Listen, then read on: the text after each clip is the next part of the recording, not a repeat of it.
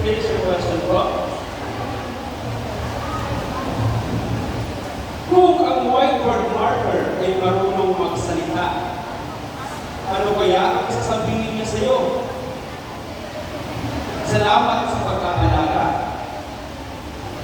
O sir, pakapit muna bago umubusin.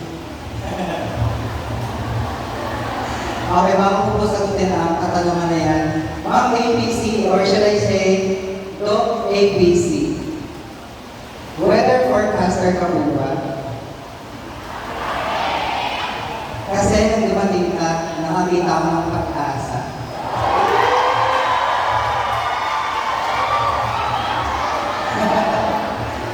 Alright, so my answer to the question is that I would choose to be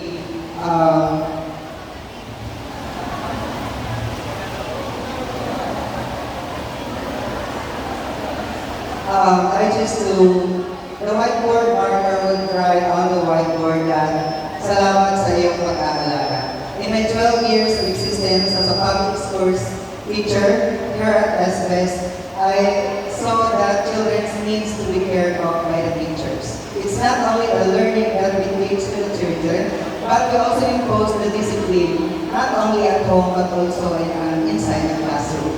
We teach with the guided by the 4 pillars of learning, which are the learning to know, learning to do, learning to be, and learning to live together. And that's all. Thank you. Alright, hindi naman masyado survival mo. Kaya tama pala yung decision na huwag sumali. Ayan, sa ating makakita ng Tagalog ang tanong pero in English ni Sir. Ganyan katatalino ang mga teachers ng SMs. Next po, candidate number 2, please step forward. Mukhang na-pressure si Sir Alvin. Sir, bago tayo magsimula, bawag ka munod. How are you feeling right now? Speechless. Speechless, pero may nasabi siya.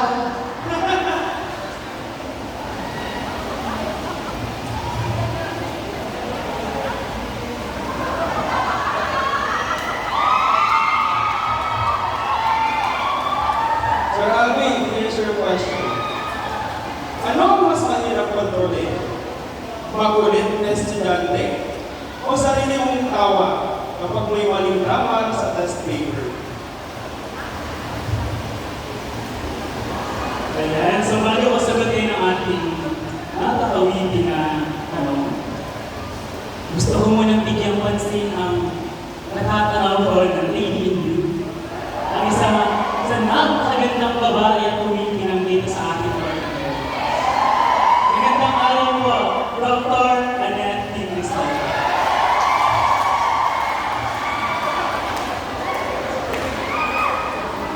Ayan, so, kapag may maling grammar,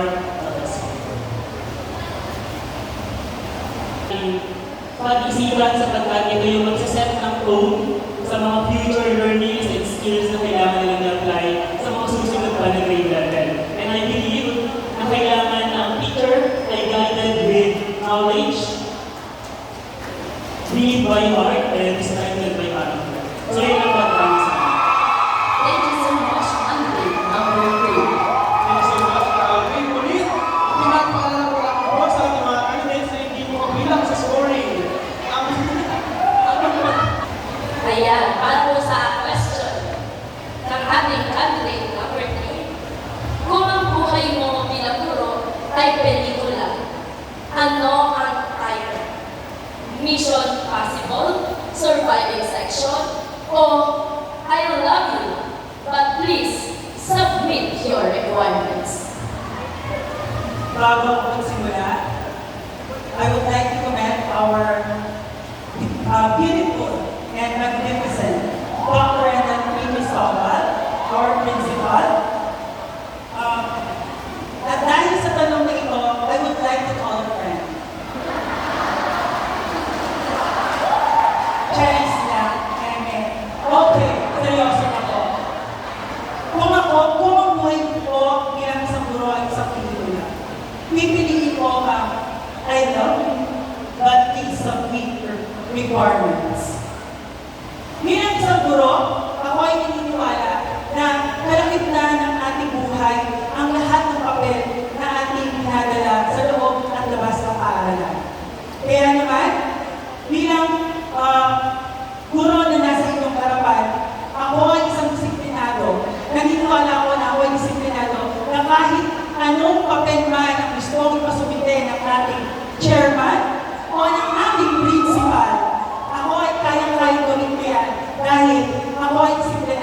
Yun lamang po at maraming salamat. Maraming salamat, candidate number 3. Please step forward. Candidate number 4.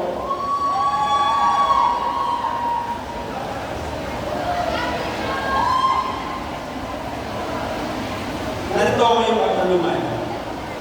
Kung ikaw ay magiging isang subject, feeling mo ba major ka?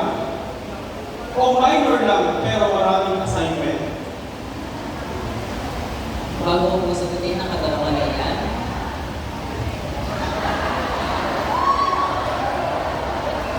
magbati po sa ating lahat, Happy Teachers Day po, lalo-lalo na po sa ating magandang guro-guro, Dr. Hannah Teachers Day.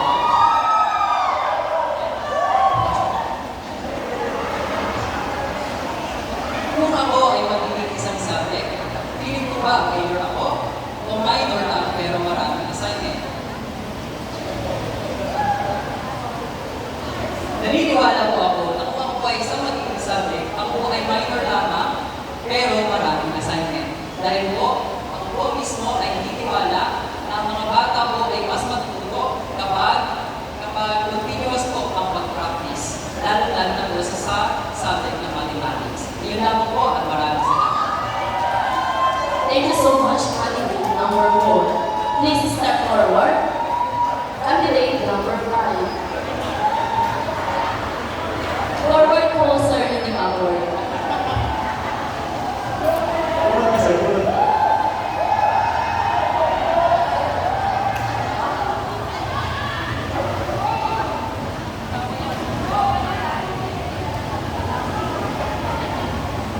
Narito ang katanungan, sir. Kung bibigyan ka ng superpowers, ano ang pipiliin mo? Pampatulog ng isang tingin sa maingay na seksyon?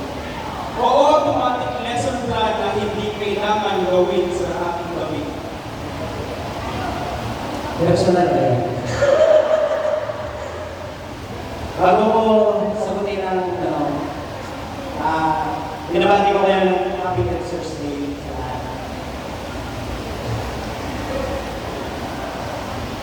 Itong sagot na ito ay mula sa aking isip, sa puso, at sa aking puso.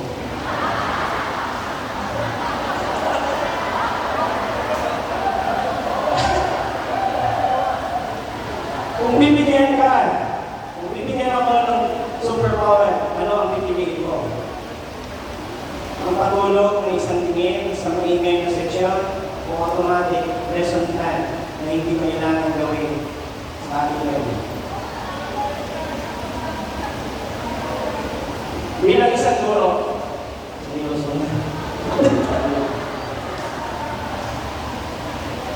Mas pipiliin ko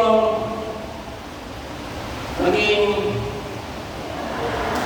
pangpatulog sa isang tingin sa maingay na seksyon. Bakit? Hindi ba? Joke lang. Para sa isang tulog nila, siyempre, pagkatapos ng tulog, gigising nila. Diba? Pag-gising nila, mamulat na sila na kung ano ang kanilang ginagawa. Ma-realize nila na yun pala ay superpower ko. Tama? That's all. Thank you. Thank you so much. Candidate number 5, please step forward. Candidate number 6.